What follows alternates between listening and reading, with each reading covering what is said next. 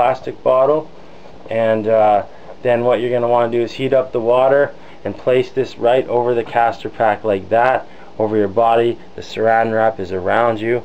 I'll do a demonstration of what that looks like here. So here's the demonstration of the castor oil pack. What I'm saying is get all the castor oil soaked on there, place it right over your liver here, the right side, the lower rib cage, and then grab your kitchen plastic wrap. Oops.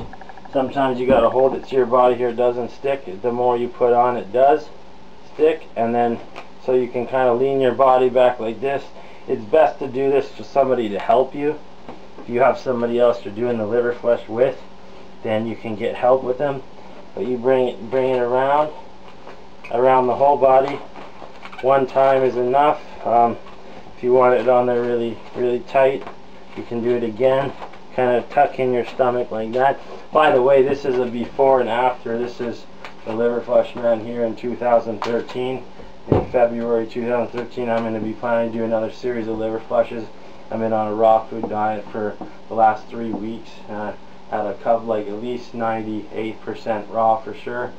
And so basically then what you do is you heat up the water in the kettle, place it in the hot water bottle here. The hot water goes there. Then you can put on a shirt, and if you're really good you won't get any of the castor oil on your shirt, but it's better to use a shirt that you're not necessarily maybe gonna wear, just something that you know, go to camping or whatever. And then you wear that, and then none, just go bare, and then place this over and lay down on your right side, which is going to help activate the liver, and that's the side for detoxification. You can also sit up, go on the side, you can lay down, you can watch a movie, whatever you do. That heat, this is causing to compress, and castor oil helps soften the stones, and it helps also dilate and relax the bile ducts. So this is really good to do one time per day for 3 to 4 days leading to the flush. Also eating a liver cleansing diet with a mostly raw food diet, high percent of raw food diet. That's really important to prepare. There it is. That's the castor oil pack as part of the recipe. Now we are going to do the coffee enema. I'm going to explain the coffee enema. I just put some coffee in here. Make it like the normal strength you would if you were drinking it, or maybe a bit stronger or a bit less depending on how strong you want it and stuff. So you make about this much here, and then what is it? You don't want it to be hot when you're doing the enema. So the other option is to use an enema bucket here, which comes with a tube that can go on and off the enema. So right here there's an end here with a little hole in the end there and here, which gets inserted into your rectum, and it goes in about 4 to 6 inches, maybe 4 inches, 3 at the least, and that goes in. And then this part here is the valve right here that you actually turn on and turn on by open, and it flows, and shut it off like this. Alright, so this comes with the enema bucket. This enema bucket holds 48 ounces of liquid, which is a full enema. Otherwise you can use the enema bulb, which is the tip comes out, and basically for all these you put the tip with coconut butter or some olive oil or whatever, some oil, but coconut butter, the thick stuff, works the best. You can get it on there. This inserts, if you're using a bulb, you have to squeeze it out, insert it like into the liquid. Say this water is the coffee, it goes in and you let it fill up the bulb. So like that, you hear it suck in. It got some there as I was inside, so that gets squirted in, and you'll have to do about like 8 to 10 or 20 of these, even more, to get a whole bucket. And even if you do half the bucket, that's 24 ounces, and that's acceptable for the liver flush for the coffee enema. This is a homemade enema bucket made out of a pickle jar, and instead of having the bottom here that goes in and out of this enema bucket, I actually went and bought a disposable enema bag, which has a plastic bag that's disposable, and I cut off the end of this that comes with it, and they're relatively cheap, like maybe $6 to $10.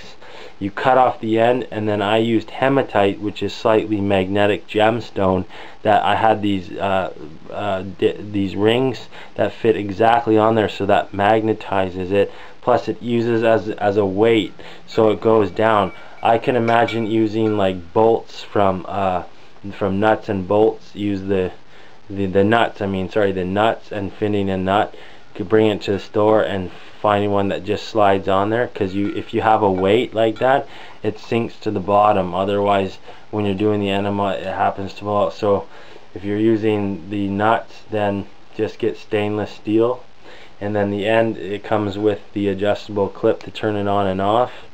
And so now there's nice water in here that's room temperature, and this water has been sitting for 24 hours, over like 48 hours, which gets rid of the chlorine and fluoride. And so then what we're going to do is we're going to add the coffee to that big large enema, and this one holds 3 of these 48 ounces, so it's like 150 ounces. And if you use that jar and just keep doing enema and then releasing the toilet and another one, this is a good way to get a lot of coffee through the colon, to stimulate the liver to go into detox dump mode, and to dilate the bile ducts. So basically, to get this started, when you put it in there and you have coffee, you open up this and nothing will come out until you get the liquid to come down here and all the way down to the end here, and then you shut the valve on, so then there's gravity. It uses inertia of the gravity like a siphon process through this to get it started, and then there'll be pressure. So you can also do this. You can take the end and watch this here. See it suck up into there and go to just before, say to there.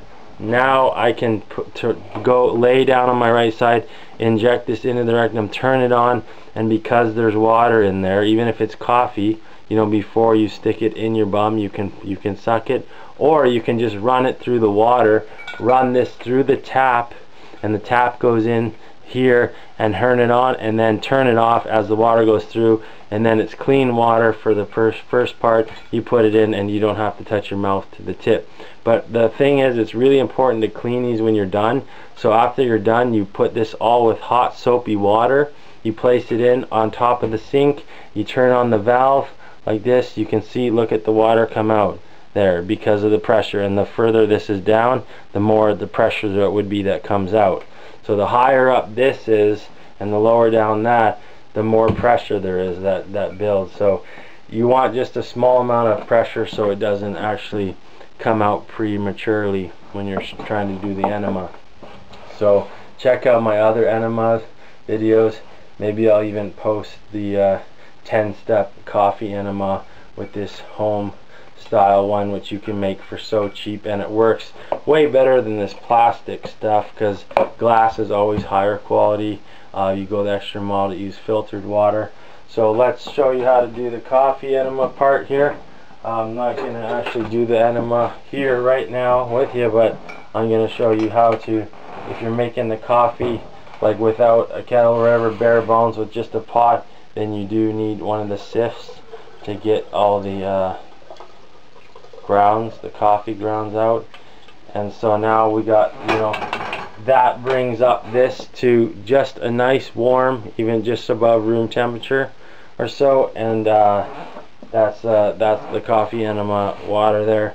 So there it is. That's the coffee enema there, and it's very as easy as lubricating the end, laying down, sticking it in, turning on like this. You can see it come out. The coffee hasn't come out yet, and here comes the coffee. Here comes the coffee. You'll see it change. Look at the color now. You see it coming out there. Let's get a little bit. See, now you can see all that coffee that's coming out, but it's got to be low down here, so you can see it there coming out right there, and that's the pressure because we got the siphon going, and that is going to fill up the colon just like in this, and that will do 3 of these. So you can imagine how much that would be in your colon at once. This takes anywhere, a full one from here takes anywhere from 3 to 6 enemas, with releases be in the toilet for each one. If you're a really experienced enema, you could take maybe 3/4 of this whole thing, which I've done in another video, all in one shot. And as far as enemas go, if the equivalent to drinking 6 to 8 beers, if you is the same amount as drunk you will get as if you do 1 beer enema, because it's about 6 to 8 times more absorbable directly into your body, into your blood. The next fastest way is snorting things, and the most direct way right into your body is through injections into the bloodstream. So coffee enema is up there much more than eating. It's 6 to 8 times more potent. So the coffee enema detoxes the liver, and drinking the coffee actually has some liver detox properties as well, but doing it directly in the colon is acidic, and that part of the colon, so it's more friendly to do coffee enema than drink coffee. Alright, but like 1 coffee a day is not the end of the world, but definitely the coffee enema is a better way to take in the coffee. So that's basically the enema. Now I'm going to do one of these. Now I'm going to do this whole thing. Then I'm going to keep this castor pack going here. It's nice and hot. I'm keeping that castor oil pack going as I'm doing the coffee enema. I took the niacin 500 milligrams. I'm starting to flush red. Let me show you what I'm looking like here. I'm very, very red here. As you can see, all my skin, look at like the rash looking stuff, if you can see it there. There's the white line, there's the pink up here, all up here in the joints, in the hands, very, very rashy, all up in here in the joints, because I'm lacking niacin, which most people are, and you flush more when you have less niacin. And my face is probably quite red too, if you can see all that. I've taken the 500 milligrams of niacin. I've done the castor oil pack right here, castor oil pack, and preferably do this for 3 to 4 days, the castor pack before doing the flush and drinking the oils.